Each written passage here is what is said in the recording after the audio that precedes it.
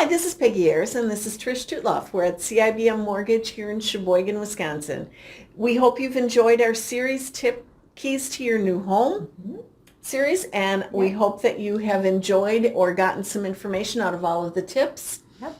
We've got, in case you want to like reference some of the previous tips that we've given or some of the interviews, they're all listed by topic, so you can feel free to click on whatever it is that you're looking for.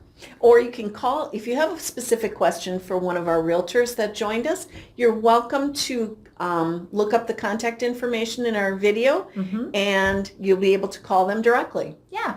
Or if you have a question for Trish or I, please give us a call. That's right. Trish, what are you finding with, now everybody's ready to buy a house? Yes. And you're getting ready. Yeah, getting ready. So what are you finding with cash to close? Okay. What's one of our things? Oh my gosh, major you guys. issues. Okay, so this is like one of the pitfalls, right? This is like if you want to like a super smooth transaction and you have cash laying in your drawer that you plan on using towards. But Trish, I've been saving. Right. That's so good and so proud of that. And that's such a good quality to have that you're saving. Thing is we need it in a bank account. So one of the laws that we have to follow is a law that tracks money for money laundering purposes. So if money has been sitting in your drawer, we can't track that at all until it's been deposited. And that money needs to have been in your bank account for how many days, Peggy? For at least 60 days. So 2 monthly statements cannot show the deposit. Yeah, so we need that money sitting in there for at least 2 full months, 2 full monthly statements, so that we can actually, have a trace on that money. In addition, things such as like you're selling a car, you're selling a motorcycle or something like that, that's very difficult to prove during a mortgage process.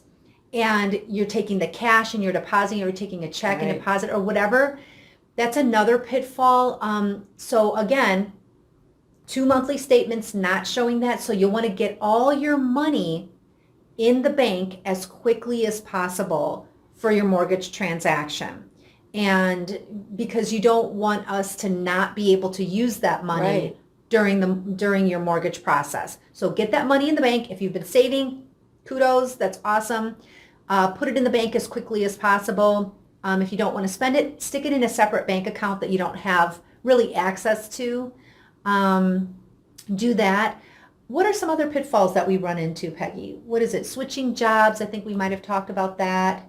Right. Credit issues. You want to get those cleaned up ahead of time. So that's so important.